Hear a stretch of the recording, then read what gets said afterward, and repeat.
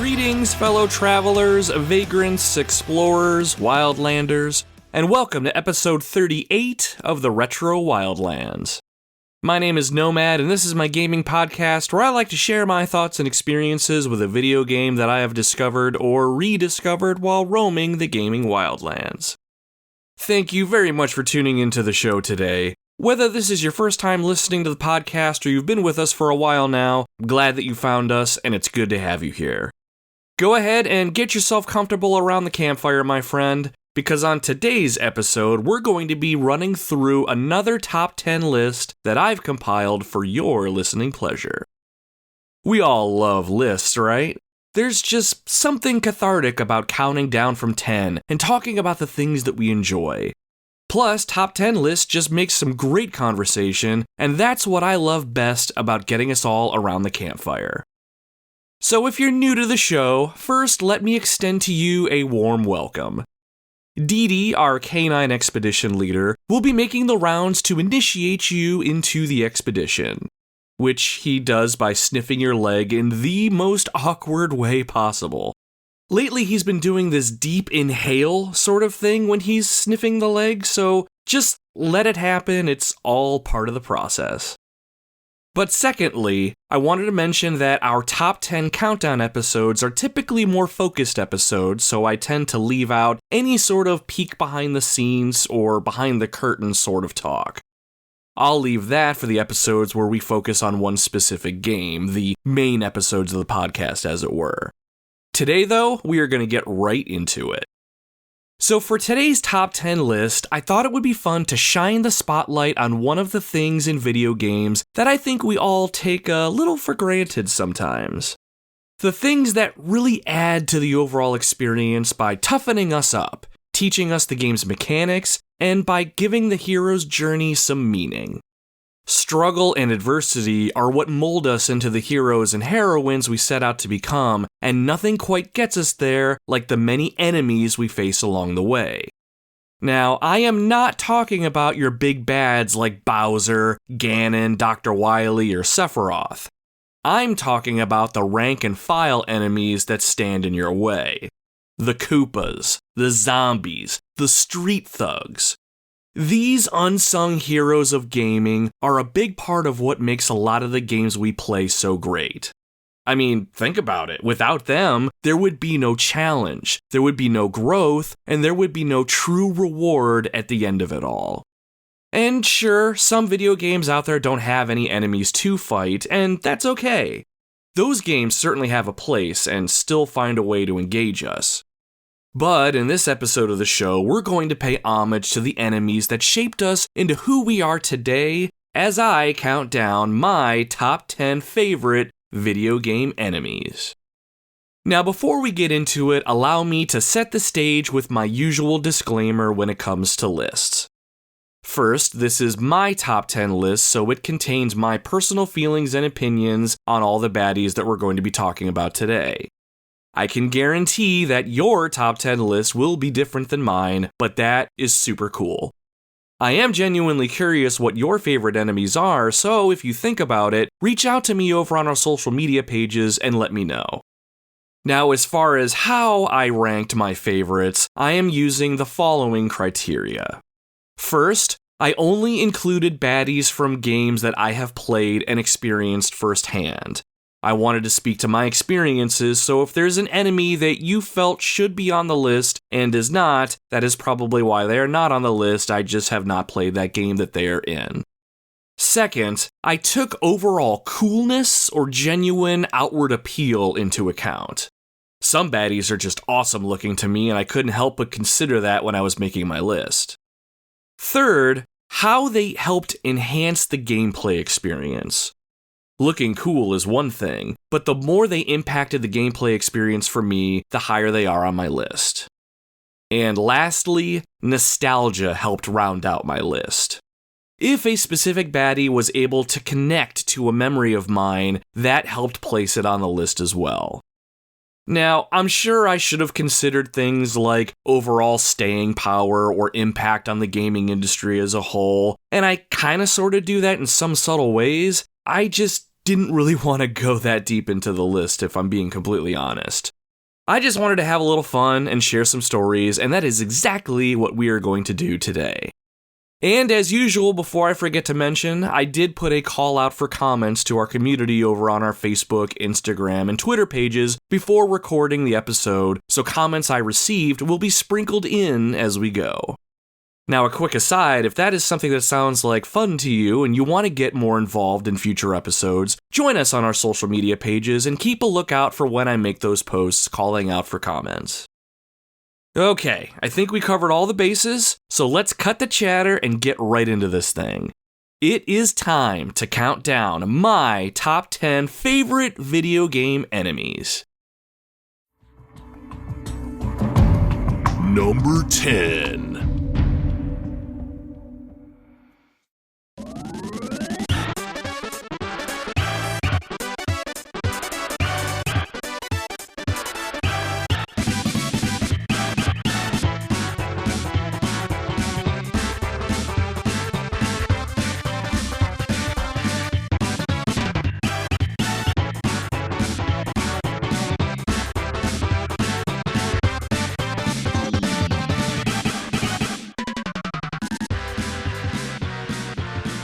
Number 10 on my list of favorite video game enemies are the foot soldiers that are found in just about every single Teenage Mutant Ninja Turtles video game.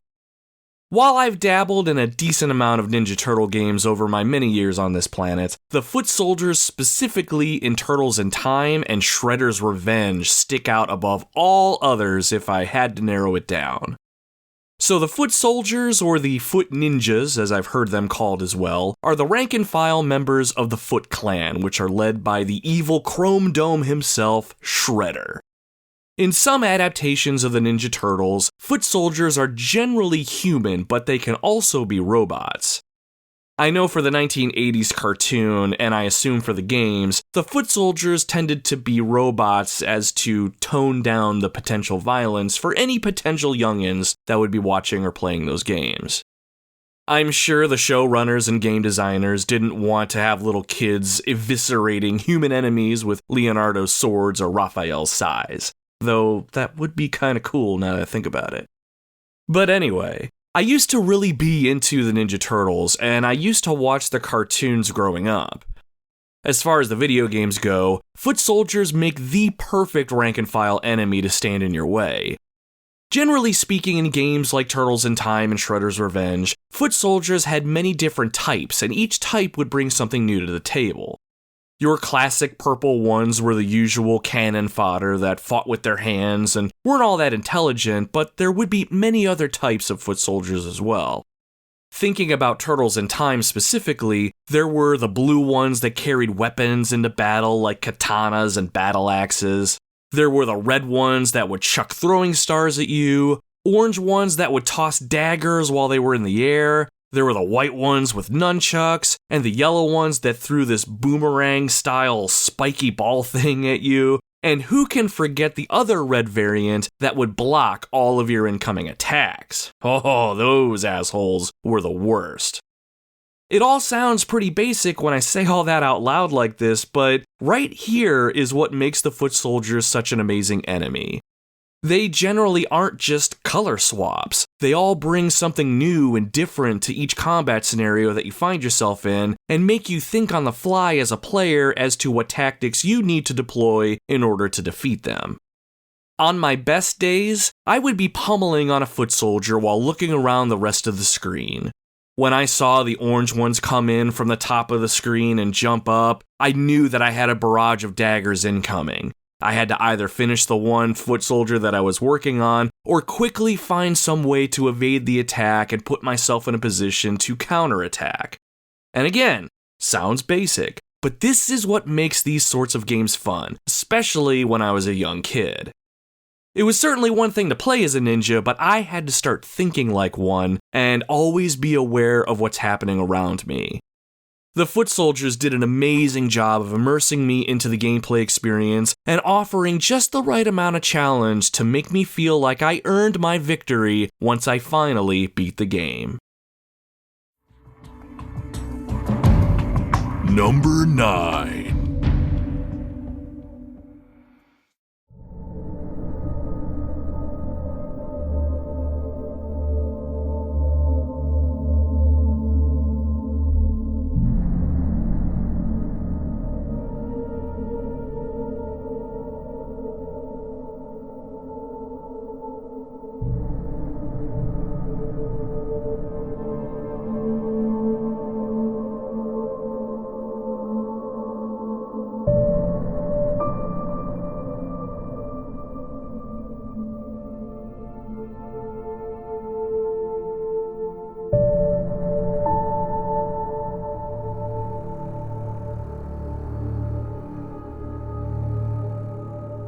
Number 9 on my list of favorite video game baddies are the Taken from Alan Wake.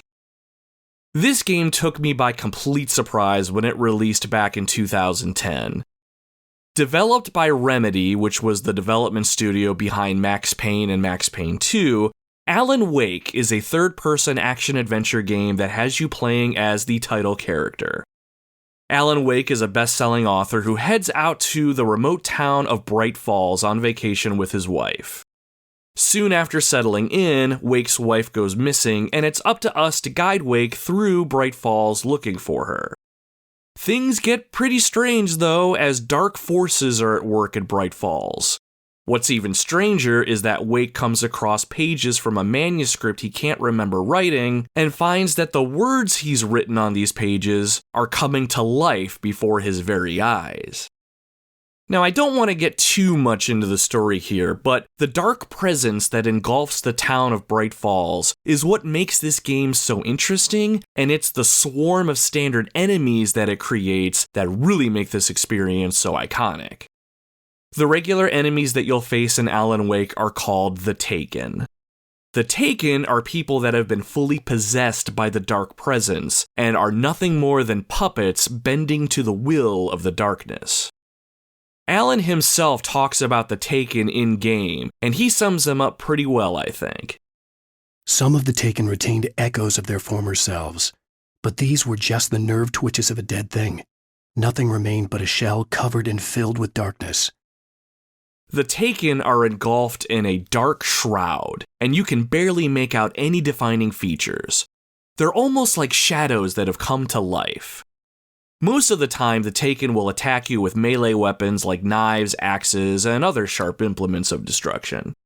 They may even throw those objects at you.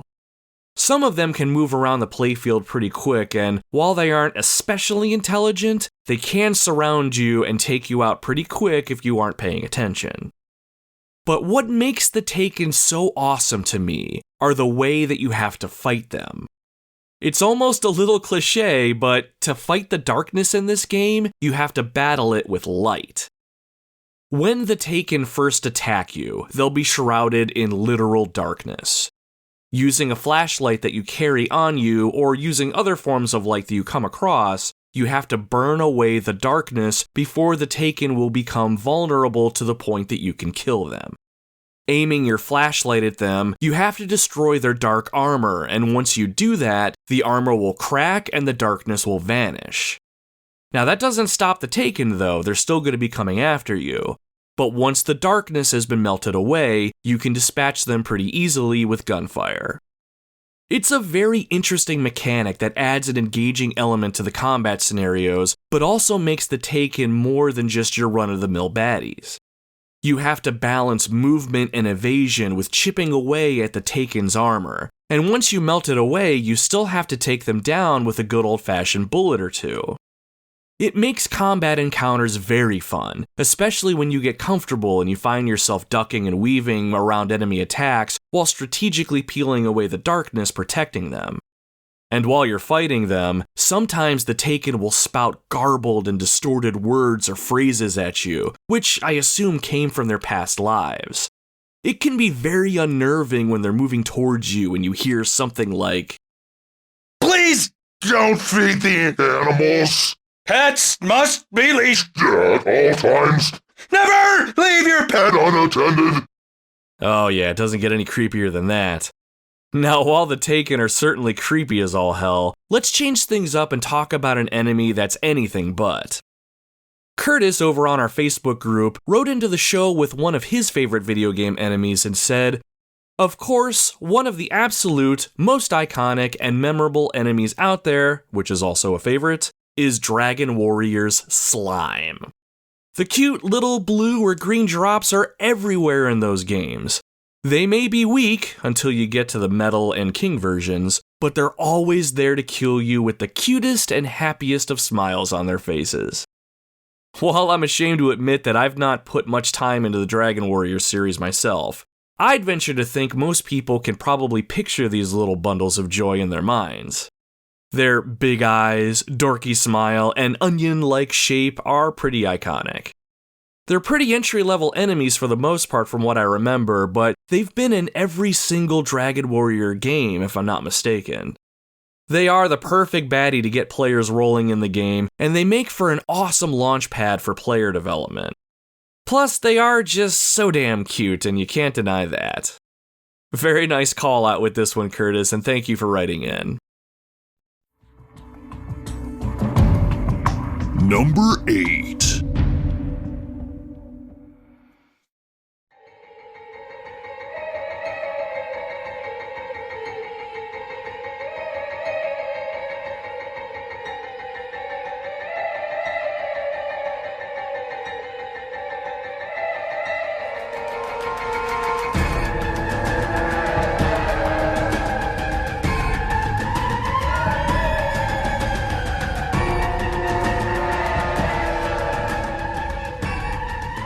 Those of you that have heard this creepy music before are probably having traumatic flashbacks right now.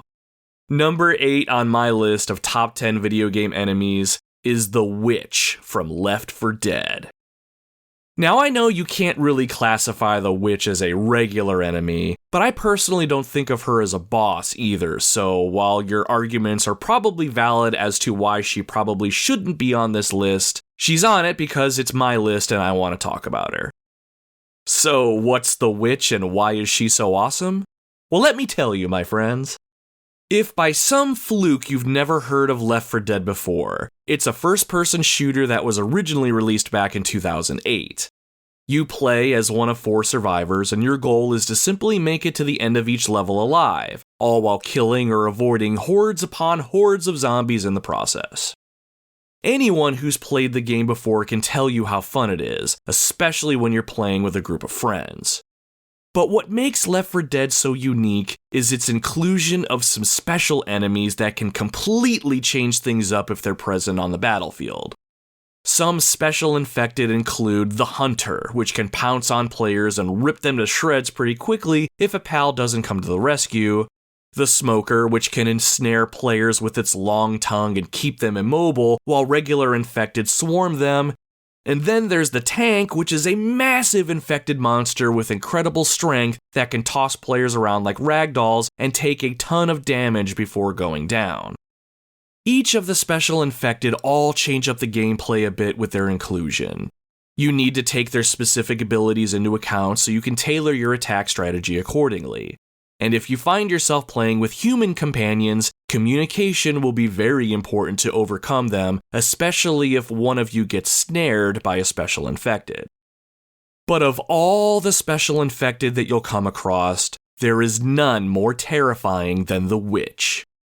When a witch is near, the music that was playing before will start to play, and the tension immediately ratchets up. The Witch is a female infected that generally sits in one spot. You can get an idea of where she is if you keep your ears open. She'll usually be sitting on the ground, rocking back and forth, while crying through her long razor-like claws.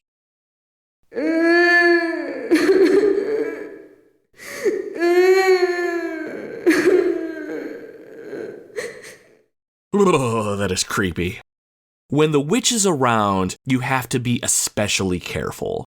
She is by far the biggest threat in the entire game, having the ability to incapacitate a player in a single hit or killing them outright. You can startle the Witch if you accidentally shine your flashlight too close to her, shoot her, or just get too close to her in general. And if you do startle her, she'll run after you with some serious speed. While the Witch is certainly killable, you and your friends would be much better off if you gave her a wide berth whenever possible and try to sneak past her. All it takes is just one screw up and the Witch can put an end to your whole party if you aren't careful. And on top of all of that, the Witch herself looks absolutely creepy and menacing. She's a long, slender gal with long, dirty hair and large claws, gray skin, and just a putrid image. When she runs at you, it's definitely something out of your nightmares. More than that, though, I love that her presence in the game immediately forces you to change tactics. It's really easy to get caught up in the run-and-gun gameplay that is Left 4 Dead, But what makes the game so special is working together with your friends to make it out of those scenarios that you're playing through. When a witch is around, though, you really need to be cautious and work together in order to get past her. You especially need to work together if you accidentally startle her and send her into a murderous rage. But take it from me, do not be that teammate that startles the witch because you weren't paying attention. Because your teammates may not have any pity on you for your carelessness, and you may find yourself left for dead.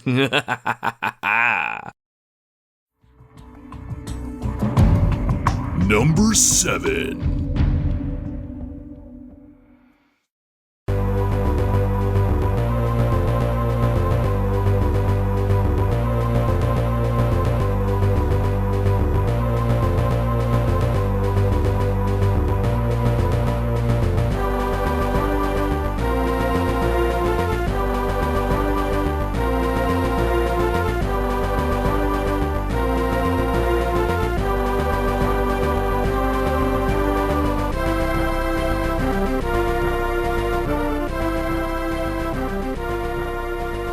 Taking the number 7 spot on my list of favorite video game enemies are the Metroids from the Metroid franchise.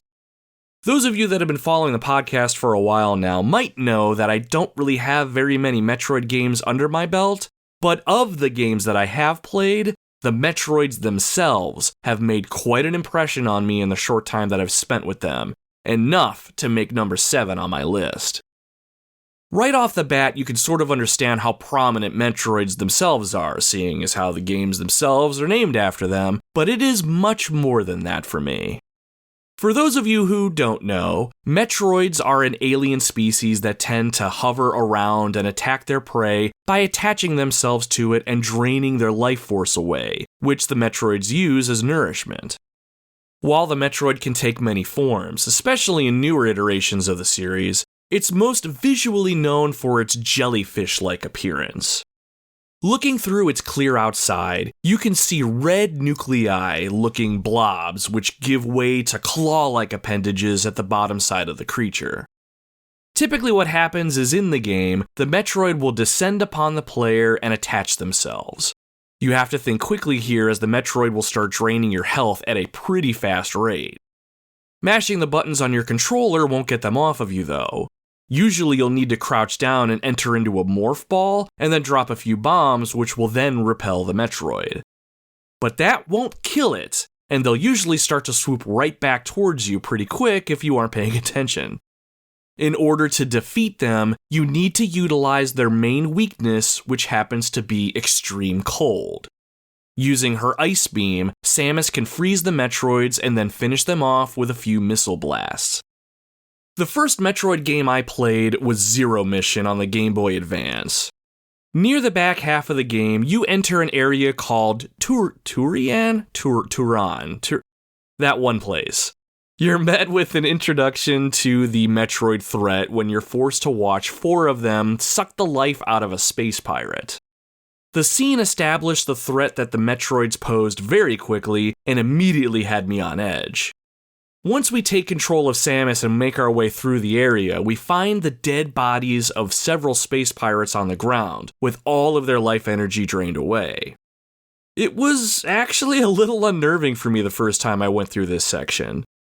Zero Mission, as well as the other Metroid games, do a fantastic job of making the player feel isolated and alone within the sprawling game world. As you progress, you find new items and upgrade your equipment, which enhance your ability to explore and combat new threats. But there was something about the Metroids themselves that made me question if I was able to fight them and win at all. The atmosphere was dark and foreboding, and when the Metroids do show up, they appear seemingly out of nowhere, giving you very little time to react. And when one of them latches onto you, they invoke a genuine feeling of panic. The Metroid creature itself sees many forms over the many games in the series, but the original larvae form in the earlier games is the one that stands out to me as one of my favorite enemies. Not only did they keep the game fresh from a gameplay standpoint, they are the perfect enemy used to solidify the atmosphere that the developers were trying to create. It's one thing to see an iconic enemy on screen, but it's another to feel genuine fear or anxiety when you see it making its way towards you. Metroids have an uncanny ability to immerse players further into the gameplay experience, and that absolutely gives it a spot on my list, even if I haven't played as many games in the series as I should have. Over on our Retro Wildlands Twitter page, Brando chimed in with their favorite video game enemy and said, "I'd say the space pirates from the Metroid series. Not always easy to defeat, but the variety of pirates you encounter keeps them from becoming mundane." Now that's a good call, Brando. I was honestly going back and forth myself when making this list. The space pirates themselves were on my shortlist for a little while, but I eventually bumped them off. But I will say they absolutely belong on anybody's list. The space pirates in the Metroid series are a bipedal alien race that have large claws for hands, sort of like crabs, though their appearance tends to change a bit in other games. In entries like Zero Mission, though, they make for some formidable adversaries. If I remember right, when you first encounter them, you aren't able to combat them very effectively, and they present themselves as a pretty substantial threat. They're very fast, agile, and will even crawl through tight spaces to come after you. That alone made them worthy of my list, but I wanted to choose one or the other, and the sheer fear factor of the Metroid is what put them over the top for me. Still, space pirates are awesome and are fantastic video game enemies. Thank you for writing into the show, Brando. I really appreciate the comment. Number 6.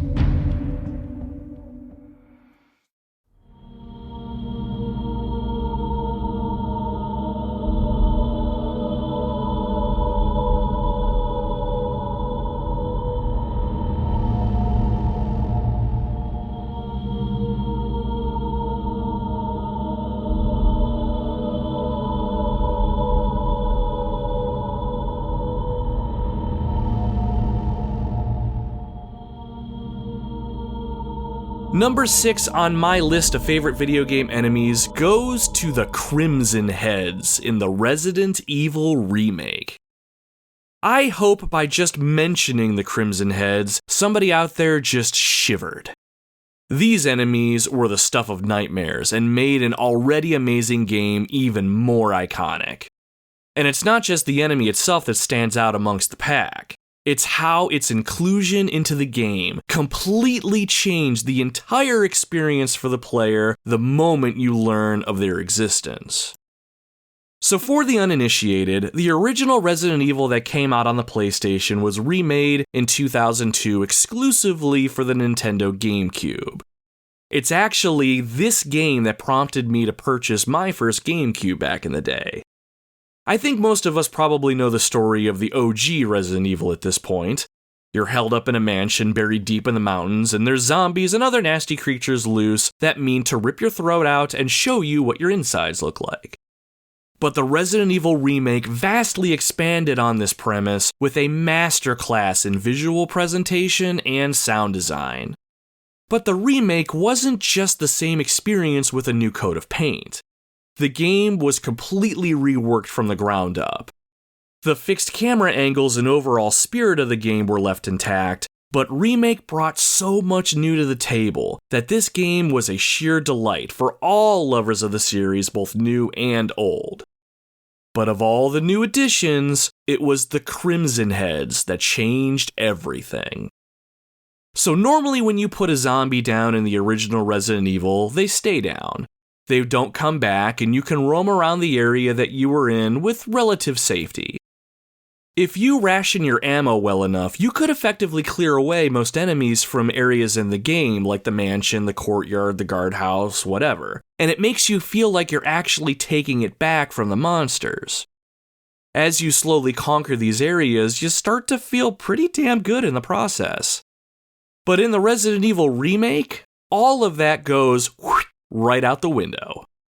You see, when you kill a regular zombie in the remake, it goes down and it does stay down, but the body will still remain in the environment. When an undetermined amount of time passes, the zombie will come back to life as a mutated horror known as the Crimson Head. This version of the zombie is much faster, more deadlier, and even harder to kill. They pose a true threat to your survival, but it isn't just their sheer strength and speed that make them such a threat. It's knowing that they could be a threat depending on the actions that you take in the game. Now, there's a few ways to prevent a Crimson Head from becoming a threat, and they all stem from completely destroying the body of a zombie. First, if you decapitate a zombie, it will not come back as a Crimson Head. You can accomplish this task primarily with the shotgun in most cases if you aim up just as the zombie is about to grab you. Another way that you can destroy the body of a zombie is by setting the body of the zombie on fire. The most common way to do this is with kerosene and a lighter. Once you find a canteen, you can fill it with kerosene from containers that are scattered around the mansion. Down a zombie, use some kerosene on it, set it on fire, and you're good. The problem here is, there isn't enough kerosene in the game to permanently kill all the zombies that you're going to come across, so you have to be strategic about what corpses that you use resources on to put them down, and then what resources you want to use to set them on fire. But if nothing else, you can avoid the zombie altogether, and as long as you don't kill it, it will not come back as a Crimson Head. Now, this is a risky option on its own because now you'll have a constant threat in an area that you'll need to consistently navigate around. It may be slower, but you still run that risk of it grabbing you if you're not paying attention. The whole idea behind this enemy turns classic survival horror on its head and really makes you think about how you move around the mansion and use your limited resources that are available to you. Plus, the Crimson Heads just look completely badass, and their inhuman growls are enough to send shivers down the spines of many a gamer. Anytime you're moving around the mansion and you come across a corpse, you can't help but feel yourself clench up just a little bit. Is it going to transform and come after me? Will I be safe? Combine all of this with the game's amazing presentation, and you have yourself a recipe for one of the most memorable horror experiences in all of gaming. Now, to lighten the mood back up a little bit, let's hear from another commenter. Unbuckled Comics over on our Instagram page wrote in and said, "Ooh, great topic, my guy. Thank you, Unbuckled. So anytime I can, I love playing as Hammer Bro and Shy Guy for whatever reason, but I think my top spot would have to go to the grunts in the Halo series. Who doesn't love these little guys? They're all overconfident jerks until you take out their leader, then they can't run away fast enough. Their dialogue makes me laugh, as does when one sticks itself with a plasma grenade. I haven't played Halo since Reach, but the grunts will always be my favorite enemy." Oh yeah, nice call out there, Unbuckled. I personally don't have much Halo experience under my belt, but I can say this next thing with utter confidence. Forget Master Chief. The grunts are what make this game series great, no question. They weren't your regular run-of-the-mill enemies. They really would try and run away in terror from you. They got into all sorts of little shenanigans, and their dialogue is just downright hilarious. Like, listen to this. Listen to some of this stuff. So many targets! Dig deep! Find the mass murderer that lives inside of you and let him out! I got big dreams. Step 1, kill humans. Step 2, take over for Escherum as war chief. I hope you like getting killed by grenades! Even if I played more Halo, I'm not really sure the grunts would have made it onto my list at all, but they would have been a contender, if for no other reason than the fact that they have the ability to make me chuckle. Thanks for writing in, Unbuckled. Oh, and for those of you listening that are comic book fans, check out the Unbuckled Comics podcast. And if you do check it out, tell Unbuckled that Nomad sent you. Number 5.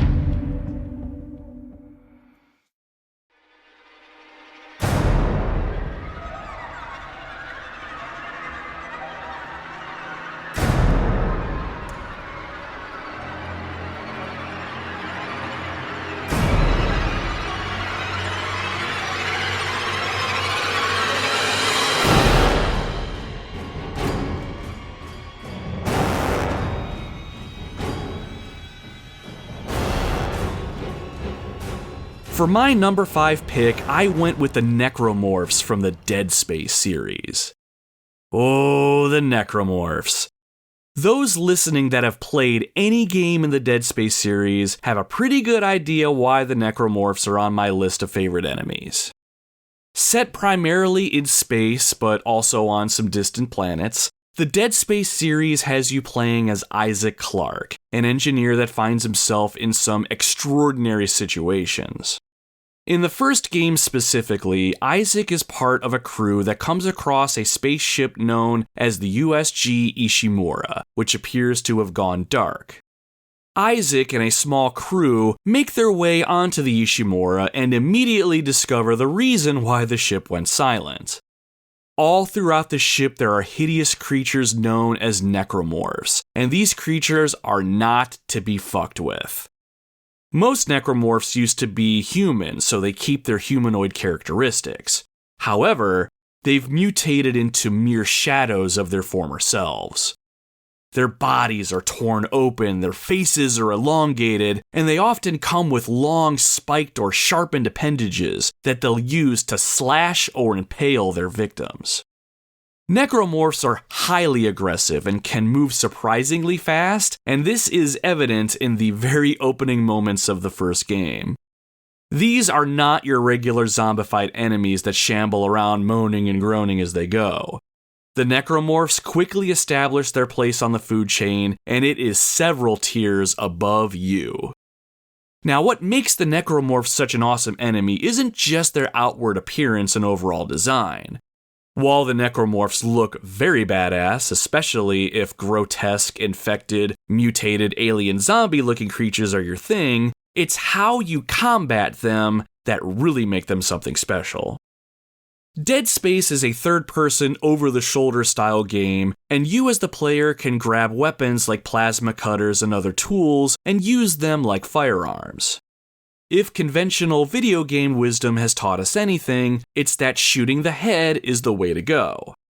However, the necromorphs do not go down with a headshot. Not at all, actually. Shooting a necromorph's head off of its shoulders will certainly remove it, but it will not stop coming after you so it can rip you apart. If anything, shooting off a necromorph's head is just going to piss it off and make it more aggressive. So, what's a player to do? You actually have to dismember the necromorphs to kill them. The game itself allows for precision shooting, and the only way to do damage to these baddies is by shooting off their arms and legs. I know, it's crazy, but it works. And I don't mean just from a takedown standpoint, I mean this whole idea works as a gameplay mechanic. You see, right off the bat, Dead Space immediately puts the player, just like Isaac Clarke, in a situation where you both feel very, very out of your element. Isaac the engineer has no combat training and has never faced a threat quite like this before. You, as the player, have to forget everything you know about standard shooters if you want to survive this game. Ammo conservation is a concern at times, and this requires you to be very deliberate with your shots. Pumping round after round into an enemy is not going to get it done, though. You need to take your time, you need to keep your cool, and you have to land your shots. The whole idea creates a fantastic premise. And when you do shoot the limbs off of your enemy, they'll respond accordingly. If you take out one of their arms, that's one less way that they can damage you. If you take out their legs, you can sit back and watch them fall to the ground. Once they're on the ground, though, you can't rest. You still need to continue with your dismemberment in order to kill them. The necromorphs are truly terrifying creatures that seem unstoppable, but it's up to you to adapt to this new gameplay style in order to see yourself out of a jam. When I think back to the first time I played Dead Space, I still remember finding that one audio log in the game where someone who came before you figured out how to kill the necromorphs. The way his voice was full of tension and just a little bit of hope set the mood for the entire game for me. It was chilling, it was haunting, and I will never forget it.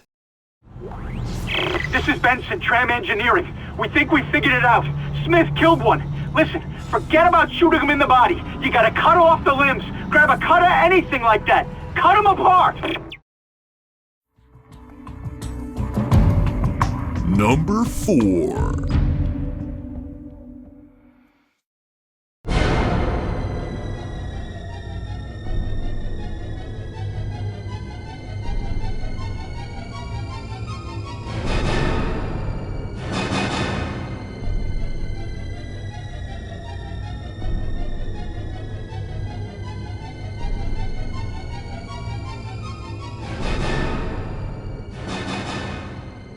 Keeping with the theme of creepy, crawly enemies whose mere presence changes how you approach the situation, number 4 on my list of favorite video game enemies are the Lickers from Resident Evil 2. These skinless creatures are also the stuff nightmares are made of, and their introduction to the player will go down in history as one of the most iconic and intense reveals in all of gaming. Considered by many, including myself, to be the best game in the entire Resident Evil franchise, RE2 has you playing as either Leon or Claire as they make their way into Raccoon City, all while completely oblivious to the zombie outbreak that is wildly out of control by the time that they arrive. After our two heroes meet up, they make their way to the Raccoon City Police Department in order to find help and refuge, but instead they only find death and unspeakable horrors. Anyone who's heard of the Resident Evil universe probably knows that it's the many zombies that tend to make up most of the games, especially the earlier ones. They shamble at you slowly, moaning as they lift their arms in hopes of ensnaring you in their grasp, so that they can sink their teeth into you and tear away at your flesh. The zombies in Resident Evil are a pretty decent threat, but with enough planning and stockpiled ammo, you can either navigate around them or you can take them out permanently. They might invoke a sense of fear early on, but it doesn't take too long for that fear factor to wear off, and zombies become just another bump in the road for you. But very early in Resident Evil 2, the game changes all of that with the introduction of the Licker. After you make it to the police station, you start to feel a little safer, and you might even let your guard down a little bit. There's no zombie hordes on the streets coming after you, and you're feeling pretty secure inside the big building. As you start to explore, you make your way through the reception area on the first floor. As you round the corner, the camera moves to behind your character, and there's a window pointing outside that's in front of you. In a flash, something crawls across the window. It makes absolutely no sound. It's there, and then it's gone. At this point, most players, I'm sure, started to get just a little uneasy. When you go into the next area and walk down the long hallway, you'll come across a few corpses and a large puddle of blood. When you get to that large puddle of blood, you're met with a CGI cutscene that introduces the Licker in spectacular fashion. It's attached to the ceiling, and it moves slowly at first. It's a gangly-looking thing with absolutely no skin, so all you see is exposed muscle. It has long claws, razor-sharp teeth, and its brain is completely exposed to the point that it covers the whole head and comes down where the creature's eyes should be. It opens its mouth and exposes a very long tongue and moans its now infamous moan.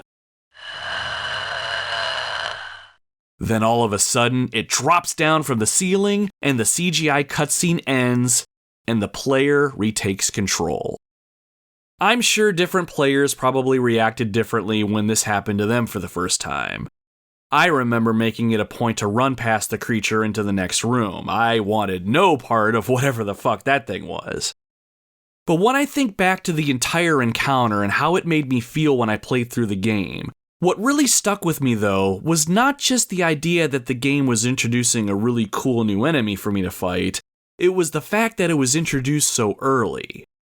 I had barely started the game, and already I was introduced to a brand new threat outside of the zombies.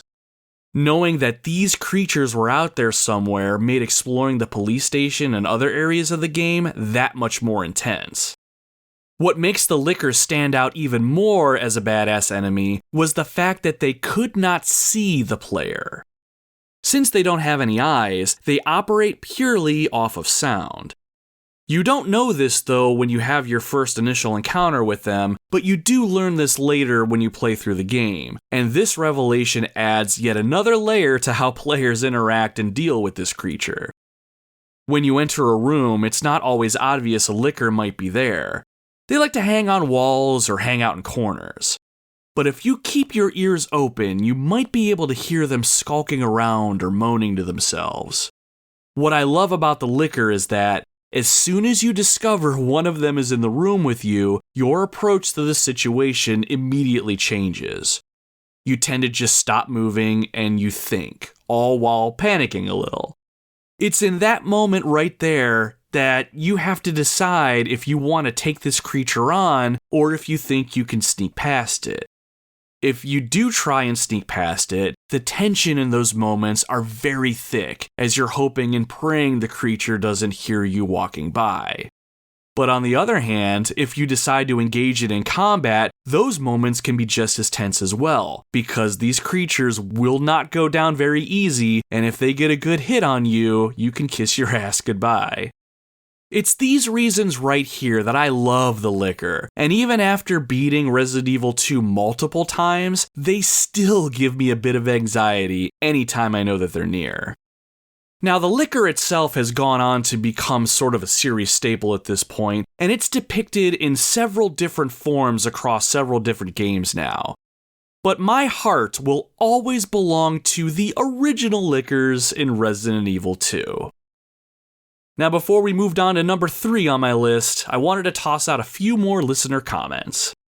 Cody over on our Facebook page wrote in and called out Clyde from Pac-Man. You all remember the 4 ghosts from Pac-Man, right? Blinky, Pinky, Inky, and Clyde.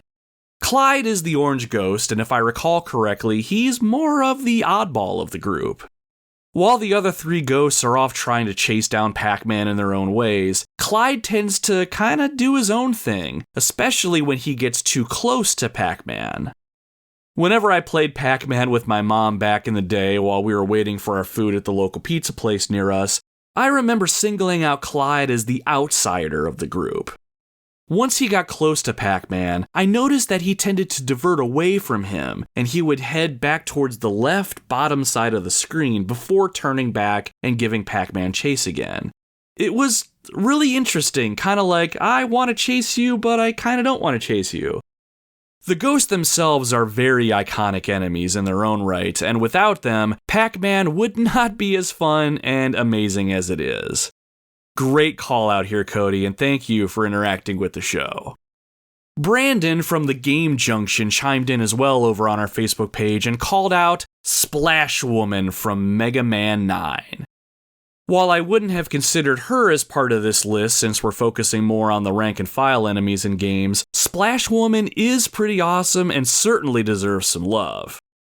She is the one and only female robot master in the mainline Mega Man series, and she can be a pretty tough opponent too. I think she's also one of the few robot masters that can actually summon other enemies to fight for them as well. Her design is really awesome, and she sports a wicked-looking trident that she can use to rain down the pain from above. Her weakness, though, is the Hornet Chaser weapon, so as long as you have that, you'll be in very good shape when you go to take her on. Still, though, I don't think people talk about Splash Woman all that much, so I'm happy to give her a little love on the show today. Thank you very much for writing in, Brandon. I hope all is going well for you, my friend. Number 3.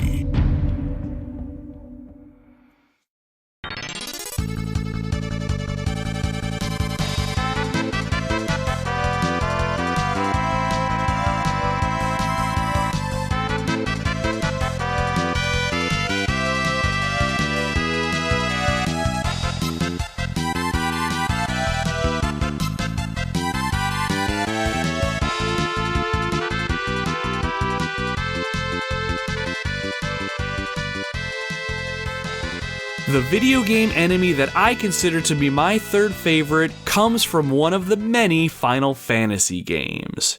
Can you guess which one? I will give you a hint. The enemy is small, it has green skin, they're usually carrying lanterns, and they love waddling around holding a chef's knife. Yes, you guessed it, it's Tonberry. Everyone's favorite adorable little murder machine. We had a couple listener comments come in after I made my list that called out Tonberry, and I think they both perfectly capture its essence. Aimless Gaming Screenshots over on our Retro Wildlands Instagram page wrote in and said, "For me, it has to be the Tonberry from the Final Fantasy games. I just love how unassuming and cute they are, but then they just slowly approach you and shank you for massive damage, which in turn actually makes them kind of creepy." And Curtis from our Facebook page doubled down in a separate comment that he submitted and said, "Tonberry, definitely Tonberry. They're originally from Final Fantasy V and became a staple of the series. Seemingly harmless looking, these little guys have no weaknesses, and they just creep towards you, doing nothing, until they finally get close enough and suddenly do max damage to a character for an insta-kill. Silly little cute murder beasts." Yeah, I don't think I could have set this one up any better than you two. Tonberries are harmless looking, can certainly be a little creepy, and they can deal massive damage to you without a second thought. And while all of that sounds horrible, there's an element of charm that the Tonberry brings to the table, which makes it all the more interesting.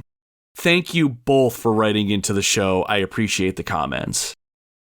Now, I'd like to think that most gamers, whether you've played a Final Fantasy game before or not, have heard of the Tonberry or potentially have seen it before. Like Curtis said in his comment, it first appeared in Final Fantasy V and has been a series staple ever since. It's a very cute, unassuming creature, but most players will never forget their very first encounter with one. Tonberries are short, they have green skin, cute eyes, and is rounded out with a fishtail. It even has this cute little waddle when it makes its way over to your party in battle. On the outside, it looks like it poses very little threat, and you can't help but wonder what all the fuss is about. But then you engage it in battle, and you realize that it is not going down so easily. It just keeps getting closer and closer to you. Then it uses its chef knife, stabbing one of your party members. Then that party member just dies. Instant death. Then your eyes go wide, your grip on your controller gets a little bit tighter, and then you realize something. This is bad. This is really, really bad. Once you learn how powerful this little creature can be, you will always be apprehensive to engage one in battle, no matter what your party composition is or how high a level you are, and that really says something about this enemy. How it can strike fear into the most seasoned of gamers. Once you witness its raw power and understand how dangerous it is, you will never forget. Now, while each Tonberry from each Final Fantasy does vary some of its attacks, it has become an instantly recognizable enemy that immediately strikes fear in gamers, but also garners a sort of respect from them as well.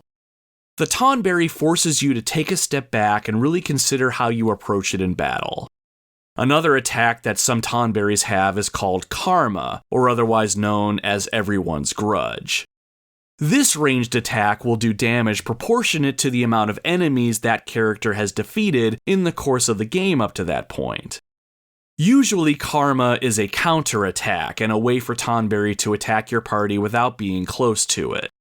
It can be especially devastating if you try and use your best party members who have probably slain countless enemies up to that point. I remember having to relegate Cloud to a defensive role in Final Fantasy VII whenever I would encounter a Tonberry because the sheer amount of enemies I killed with Cloud made it to where the Karma ability practically killed him outright. It really threw me for a loop and completely changed the game for me. So all of that said, Tonberry simply stands as one of the greatest gaming enemies of all time. It has an outward appearance that just seems so likable, and you can't deny that the little guy just looks pretty damn cute. But as soon as you understand what a tonberry is capable of, every single time you see one going forward, you will instinctively approach it with caution. You don't fear the tonberry so much as you respect it, and if you're able to defeat it in battle, it is a feat that should be celebrated. Just be mindful of that knife he carries. That is one thing you want to stay as far away from as you can. Now, before moving away from Final Fantasy, we had one more listener comment this week. Nathan over on our Retro Wildlands Facebook page called out everyone's favorite Final Fantasy antagonist, Sephiroth. Nathan added a bit more to his comment, but I decided to leave it off the show since it contained a heavy story spoiler on the off chance someone listening hasn't played the game yet. And while Sephiroth doesn't count for this specific list since he's certainly not a regular enemy, Sephiroth is an enemy to be feared and respected just as much as the Tonberry. Those that know what he's capable of understand his power, and yet there's always been something so charming about this character too. Maybe it's the outfit, the incredibly long sword, or his luscious hair that he clearly spends a lot of time on each morning. And while there's certainly valid arguments when it comes to ranking Sephiroth against the other Final Fantasy antagonists, you cannot deny that Sephiroth will always be one of the most badass of the bunch. Thank you very much for taking the time to submit a comment to the show, Nathan. I really appreciate it. Number 2.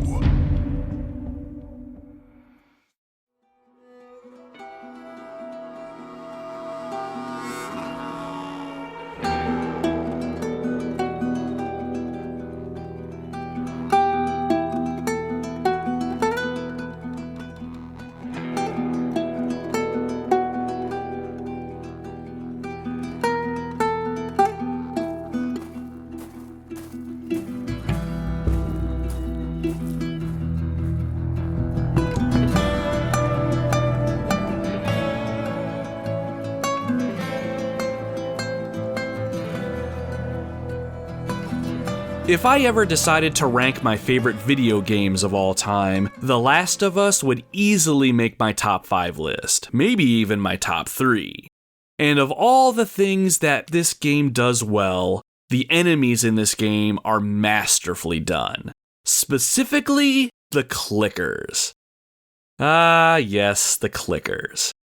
Necromorphs and lickers are certainly something to behold and amazingly scary creatures, but the clickers. Oh boy, the clickers, baby. These monsters will make any grown adult shit their pants at the mere sound of them, and when it comes to how they impact gameplay in The Last of Us, let's just say that they make any encounter with them memorable. On the off chance that you've been living under a rock, which is completely fine if it's a comfy rock and you're happy with it, The Last of Us is a third-person action-adventure game set in a post-apocalyptic United States. The world has been ravaged by a mutated, real-world fungus called cordyceps. Those infected by the cordyceps fungus turn ravenous and hostile, and quickly the infection spreads. Governments fall, cities burn, and humanity is divided. In the game itself, players take control of Joel.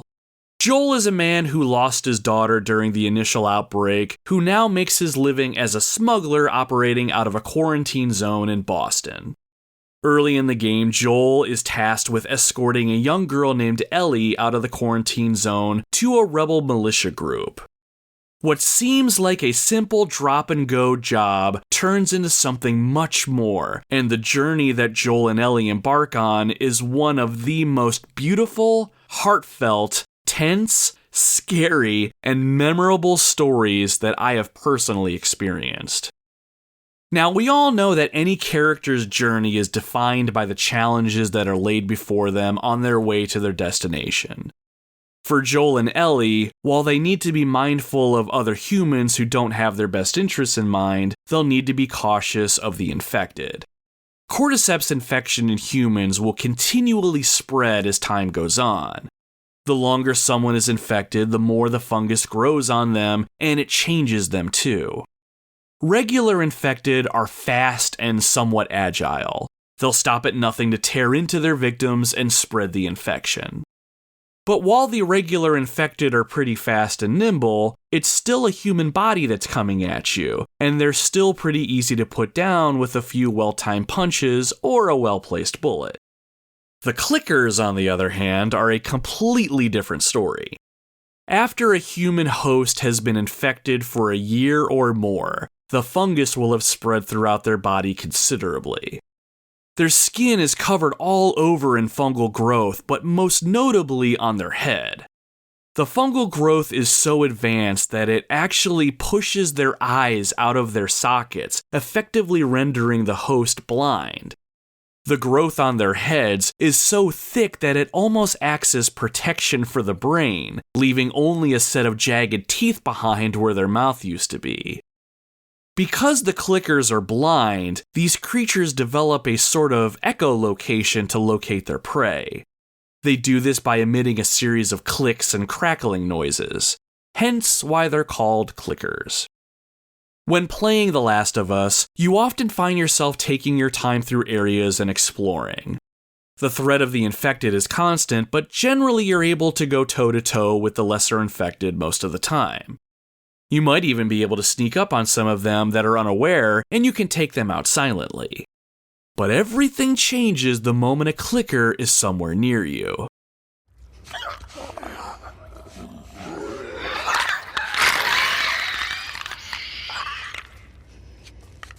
As a player, I guarantee that you will immediately stop what you're doing, hold your breath, and remain completely still, in the game and in real life, when you hear that noise.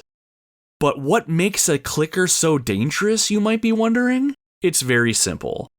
All they have to do is grab you. Unless you have a shiv on you and the ability to use it on a clicker, all they have to do is take hold of you and you are screwed. They're going to take a bite clean out of you, and at that point, you are done. Game over. Because of this, the stakes are incredibly high when clickers are around, and you need to make sure that you're staying completely silent. You can move past them if you stay low to the ground and move slowly, though. And on top of that, clickers can be taken down silently if you have a shiv to use, but even then, you have to be extremely careful. If you move just a little too fast and generate even the slightest bit of noise, the clicker will turn around and will have you for its lunch. Now, on the surface, this doesn't really sound like all that complex of an enemy or anything special. I mean, it sounds just like the liquor we talked about earlier. And when I say that out loud, I might be inclined to believe that this creature isn't anything special. If not for the type of game that The Last of Us is and the setting that it takes place in.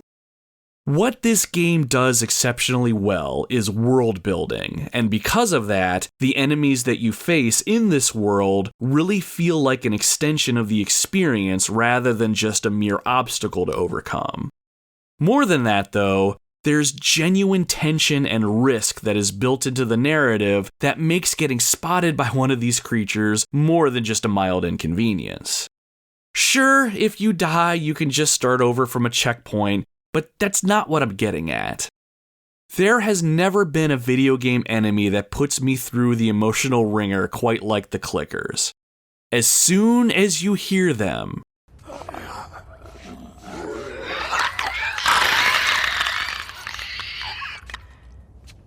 you cannot help but tense up just a little bit and straighten up just a little straighter in your seat.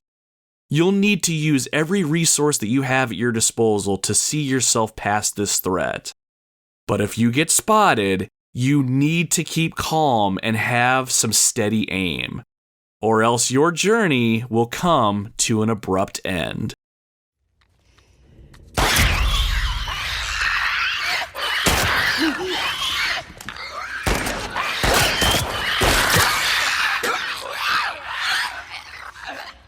These blind motherfuckers make my skin crawl.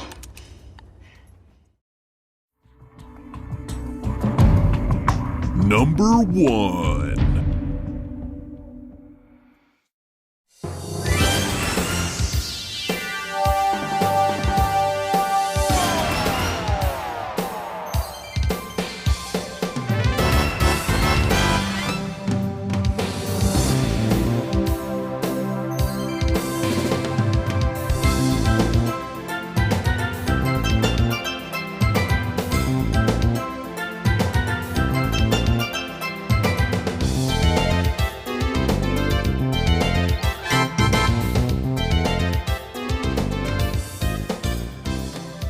My number one favorite video game enemy goes to the Goomba from pretty much every Super Mario game out there.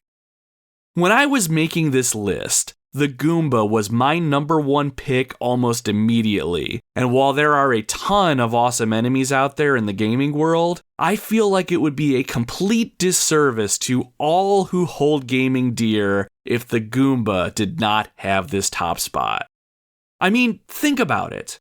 I don't know about all of you, but for me, the Goomba was my very first video game baddie ever.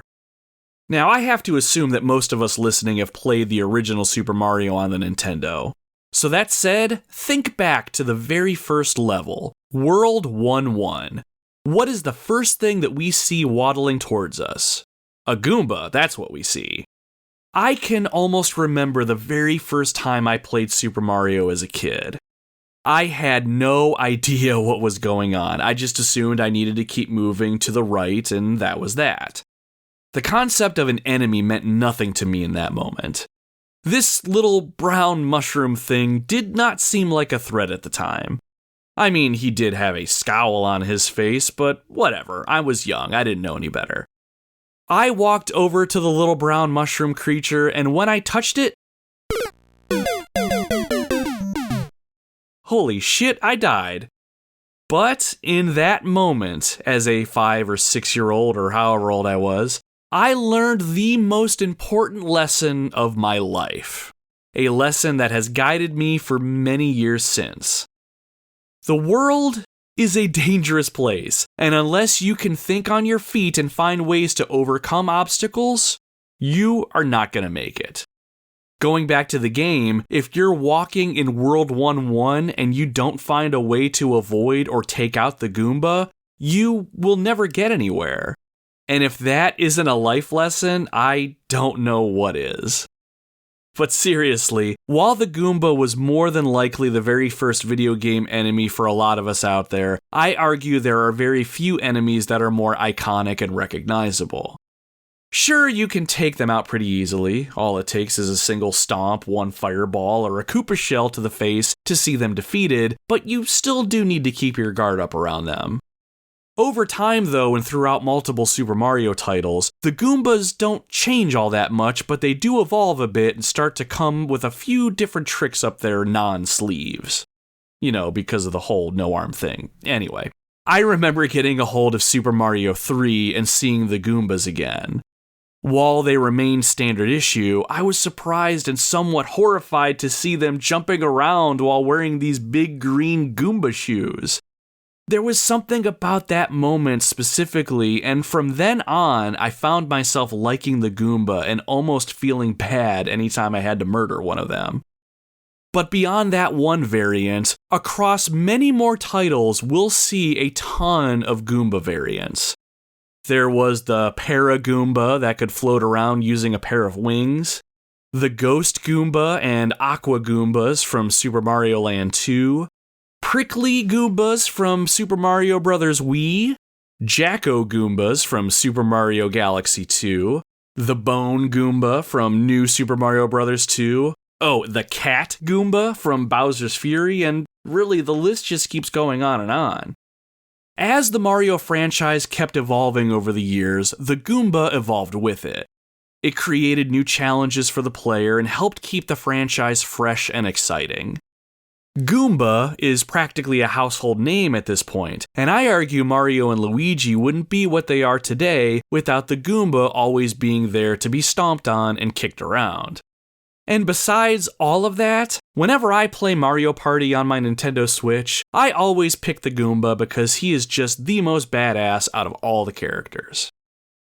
Everything I mentioned aside though, I cannot think of a better pick for the top spot on this list.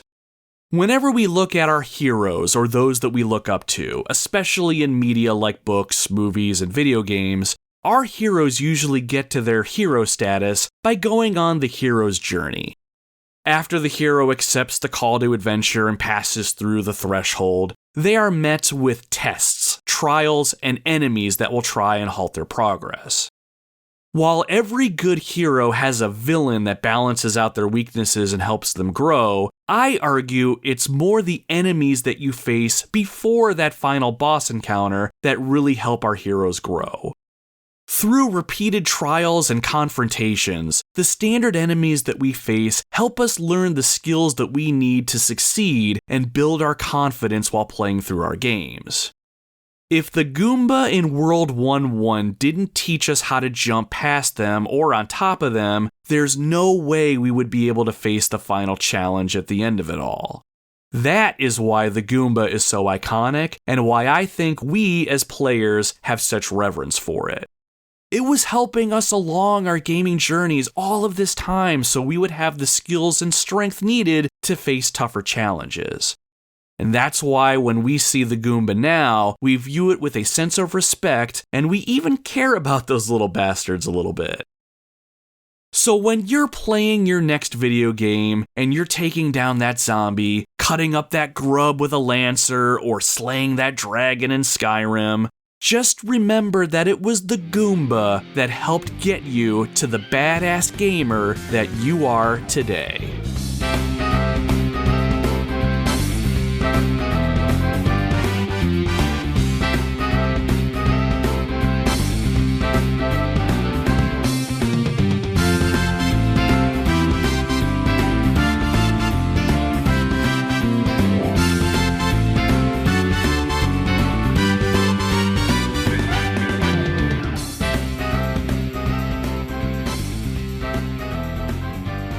That brings us to the end of episode 38 of the Retro Wildlands, my top 10 favorite video game enemies. Thank you very much for listening to the show today. There are a ton of podcasts out there about video games, and I am absolutely honored and humbled that you decided to spend your time on mine and see it through to the end. Expeditions into the Wildlands are always something I look forward to, and having you with us makes the journey that much more enjoyable. And I hope at the end of the day you had a good time and enjoyed my list. What did you think about my top 10 favorite video game enemies list? Would your list be any different? I would honestly love for you to reach out to us over on our social media pages and let me know. You can find the Retro Wildlands over on Facebook, Instagram, Twitter, and even YouTube. All you need to do is hop onto those services, search at Retro Wildlands, and you should find us. Feel free to give us a follow and interact with our posts, or you can message me directly if you just wanted to chit-chat. I love meeting new people, and I especially love talking to people about video games.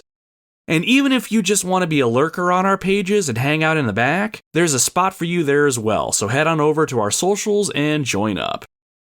Now before you go, if you like the show and you want to show it and myself some support, please consider subscribing to the Retro Wildlands on your preferred podcasting platform. I would also really appreciate it if you could take a few minutes and leave the Retro Wildlands a good review on your podcasting platform if your platform allows you to do that. Good reviews will help circulate the podcast and put us a bit higher in search results, or at least I think that's how that works. But if nothing else, a good review will make me feel like $1 million, and that sounds like a fantastic feeling to me.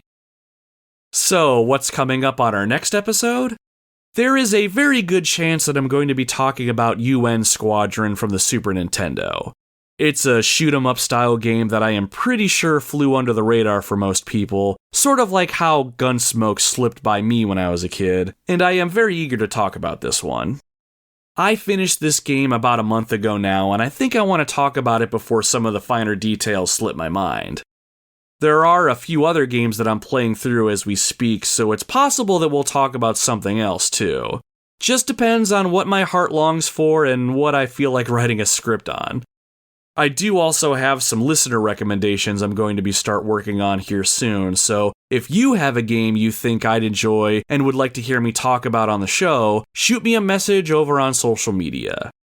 Either way though, I'll be back again soon with another episode, and I hope you'll come back again and join me by the campfire once again. Until then, my friends, my name is Nomad, and you can find me roaming the Retro Wildlands.